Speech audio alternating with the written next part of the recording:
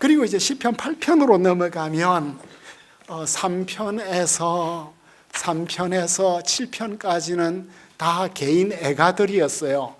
분위기가 좀 우울하고 아프고 힘들고 원수들이 많은데 시편 8편은 갑자기 분위기가 밝아지게 되죠. 그래서 3편에서 14편이 시편의 첫 번째 단락을 이루고 있는데, 계속해서 원수들에게 쫓기고 자기 무죄 천명하고 이런 싸움이 힘드니까 갑자기 찬양의 분위기로, 아주 순수한 찬양의 분위기로 이렇게 분위기 전환을 이 시인이 하나 만들어주고 있습니다. 8편 시는 너무 아름답고 멋진 시죠. 그리고 주제 하나하나가 너무나 특별한데, 이제 이 8편을 하나 콱 찍어야 되잖아요. 8편에 대해서 우리가 깊은 인상을 가져야 되는데, 시편 8편을 한마디로 때린다면 뭐가 될까? 시편 8편을 탁 이렇게 인상적으로 촥 말해주는 단어가 무엇일까? 그게 내가 보다예요. 저는 이걸 뭐라고 말하냐면 시안이라고 하는데, 시에도 눈이 있어요. 그러니까 그 시를 우리가 그 시를 들여다볼 수 있는 창이 있고, 그 시가 자신을 비추어주는 눈이 있는데 시안이라고, 한 시에 있어서는 시안이라고 해요.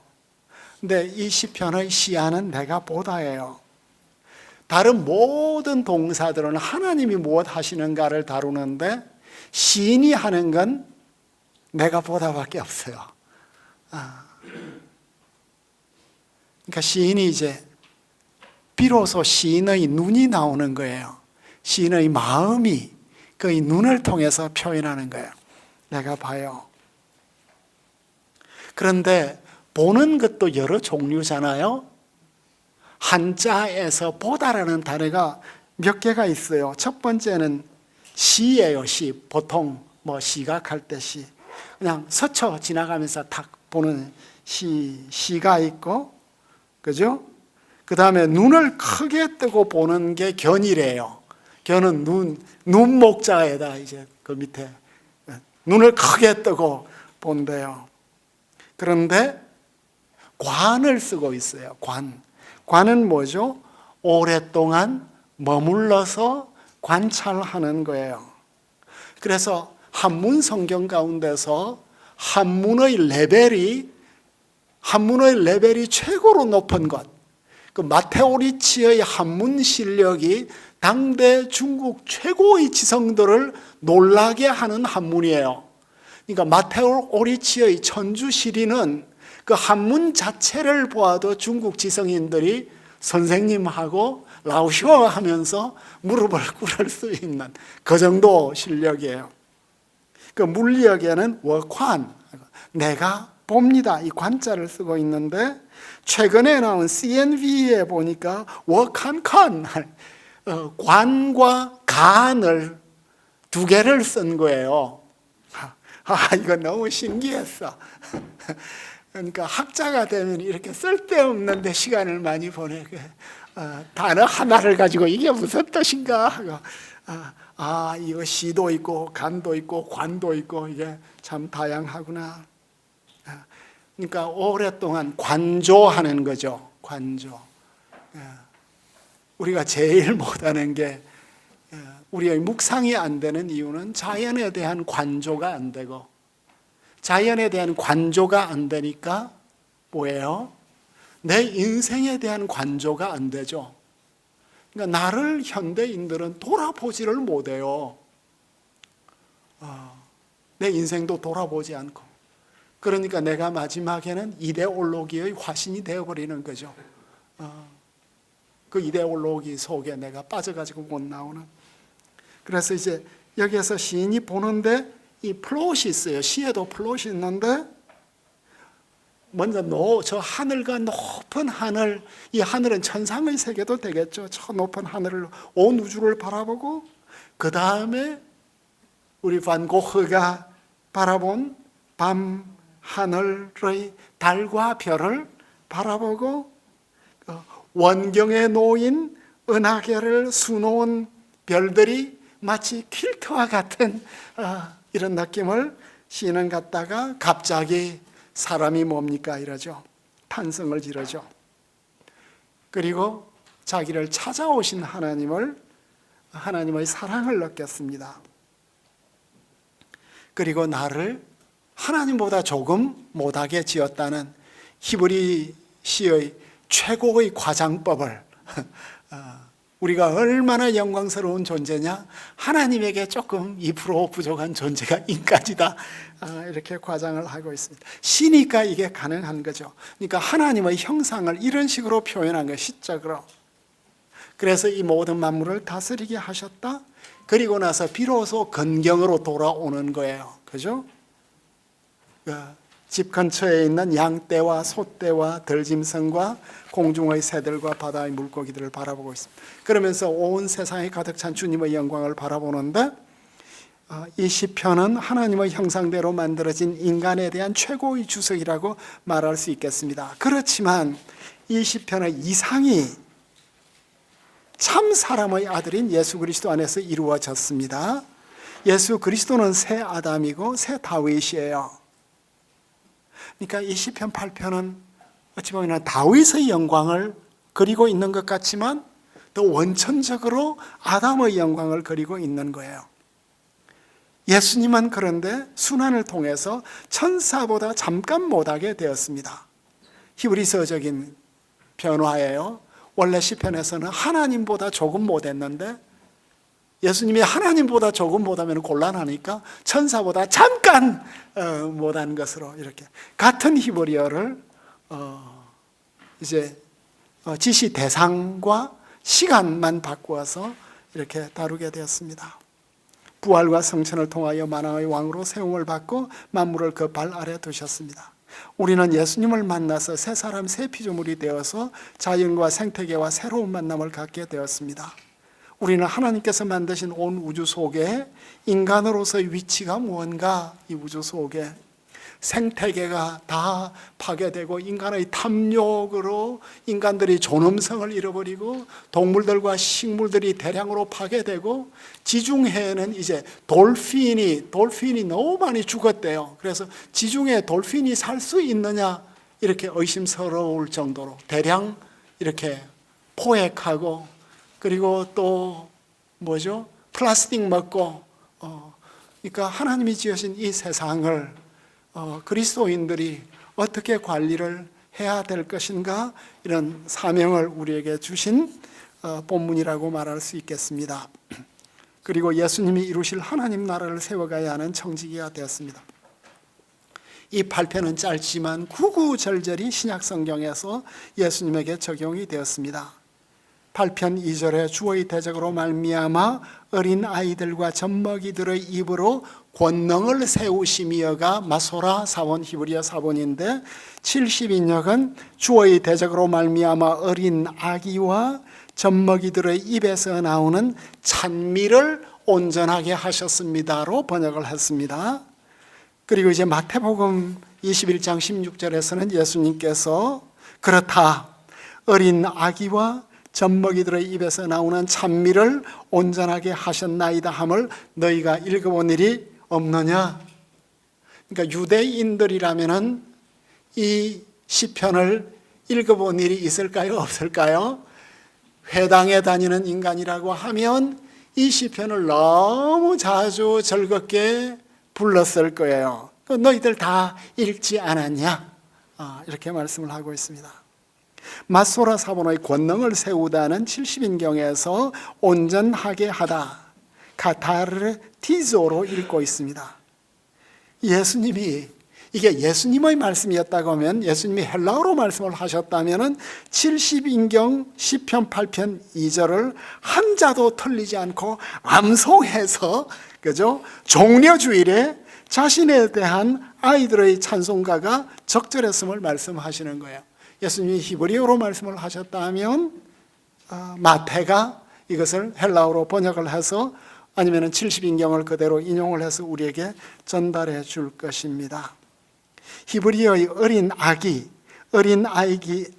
아이죠. RSV에는 babies라고 이야기를 했는데 헬라어에는 어린 아이가 아니라 어린 아기예요. 갓난 아이예요. 네피오스. 그죠? 네피오스. 그러니까 우리말 성경은 어린 아이라고 번역을 해야 되는 것 같아요. 근데 헬라어 성경은 어린 아기가 됩니다. 아주 인펀트예요. 뒤따라 나오는 젖먹이, 그러니까 갓난 아이하고 젖먹이가 훨씬 대꾸가 더 좋죠. 이 세상에서 가장 연약한 아이들이에요.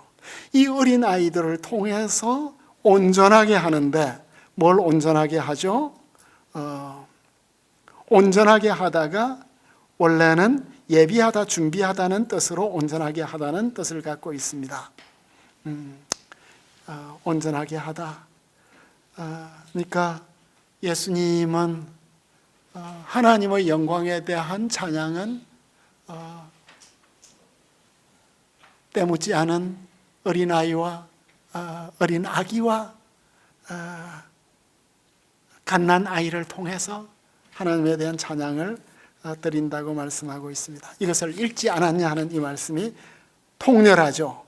그러니까 당대 유대인 지도자들은 이 말씀의 성취에는 관심이 없었습니다. 그러니까 예수님의 사역이 뭐나, 교회 사역이 뭐나, 메시아 사역은 뭐냐, 예수님이 보실 때는 연약한 자, 의존자, 순전한 자를 통해서 하나님에 대한 찬미가 온전해진다.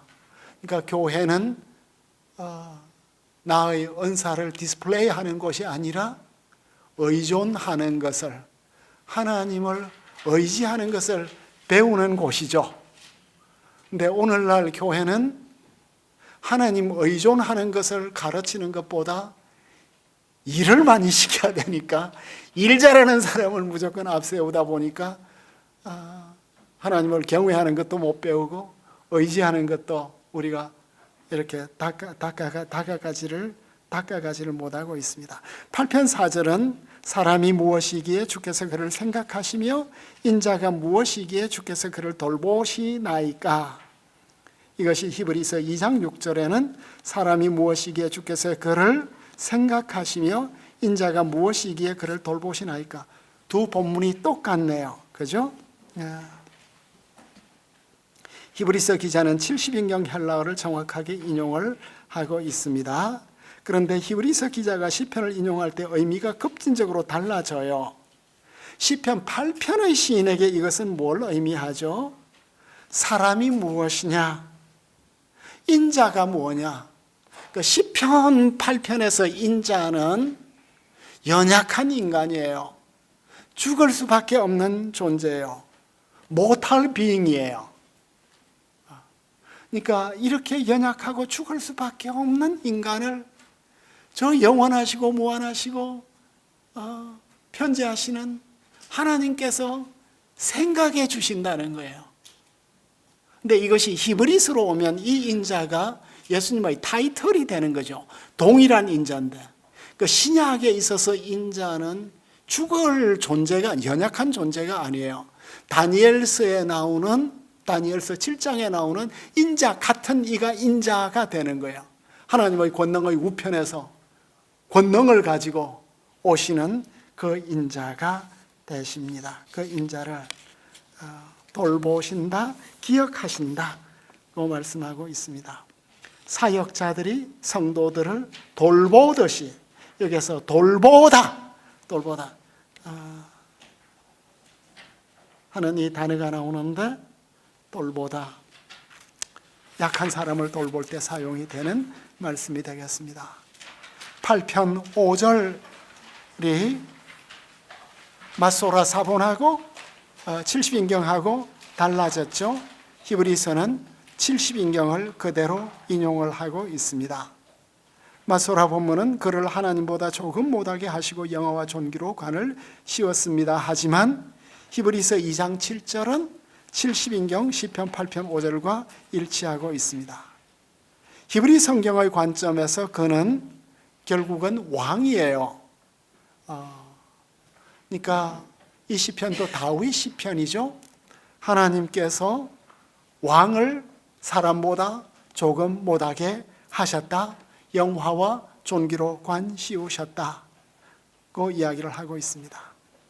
히브리어 엘로힘은 천사로 번역이 될 수 있고 조금은 잠시 동안으로 번역을 할 수 있기 때문에 히브리서 기자는 시편 8편 말씀을 가지고 예수님께서 자신의 죽음과 부활로 잠깐 천사보다 못하게 되었지만 부활로서 영화와 존귀를 얻게 되었다고 말씀을 하고 있습니다.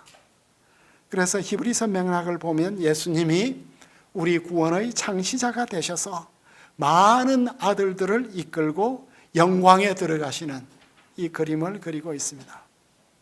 그러니까 시인의 화폭이 커요. 화폭이 그림이 크고, 근데 히브리서 기자도 그에 못지않게 큰 그림을 그리고 있습니다. 그런데 히브리서 기자는 대담한 주제의 변주를 만들고 있습니다. 시편 8편 6절은 주의 손으로 만드신 것을 다스리게 하시고 만물을 그의 발 아래 두셨습니다. 그 발 아래 둔다는 말이 무슨 말일까요? 발 아래, 만물을 그의 발 아래 둔다. 이건 아시리아 왕들이, 대왕들이 그의 피정복 왕들을 발 밑에 두었죠. 발등상으로 두었는데 다스린다는 표현이 되겠습니다. 이게 어찌 보면은 죽은 언유가 될 텐데 이것을 복종하게 하다로 이렇게 히브리서는 번역을 하고 있습니다. 히브리서 2장 8절도 인용하고 있고 고린도전서 15장 27절은 무슨 장이죠? 부활장에서 만물을 발 아래 둔다. 그러니까 시편 8편 6절의 진정한 의미는 어디에서 성취되었는가? 예수님께서 부활하심으로 성취가 되었다. 그런데 에베소서 1장 22절은 이 동일한 본문을 가지고 어디에 적용을 하죠? 예수님이 만물을 그 발 아래 두심으로 말미암아 그를 만물 위에 교회의 머리로 두셨다. 하나님께서 교회론에 이렇게 적용을 하고 있습니다. 이런 게 참 재미있지 않습니까? 한시에서 출발을 해가지고 부활로 가고 부활로 끝이지 않고 부활 다음에는 교회로 가야죠. 그런데 이 교회의 자리가 어디 있는 거예요? 만물과 교회와 예수님의 자리가 에베소서 1장 22절에서는 독특하게 그려지고 있죠. 교회는 만물 아래에 있습니까? 만물 위에 있습니까? 만물 위에 교회가 있고 그 교회 위에 예수님의 머리 대심이. 그러니까 에베소서는 교회의 영광에 대해서 이렇게 쓴 편지니까 교회가 예수님의 신부로서 얼마나 참 영광스럽게 부름을 받은 곳인가. 근데 우리가 그 교회의 영광을 지금 이루지 못하고 있습니다. 그죠? 우리 믿음이 너무 부족하고 우리가 너무나 연약해서 지금 교회의 영광을 예수님께서 부활의 주님께서 교회를 만물의 머리 위로 세우셨다고. 그러니까 시편 8편을 구약 성경에 근거해서 주석을 설교를 계속해서 확장해 가는 거예요. 이게 어떤 의미에 있어서는 관주예요. 이제 확실한 관주를 그리스도 중심적으로 이제 우리가 만들어가요. 그리스도 중심적으로 본문을 만들게 되면 그 다음에 이게 교회로 자연스럽게 확장이 될 수 있을 것 같습니다. 정리를 하자면 하나님께서 인간을 만드셨을 때 그를 왕같은 통치자로 세우셨습니다. 이제 다윗이 하나님의 통치를 대행하는 왕이 됩니다.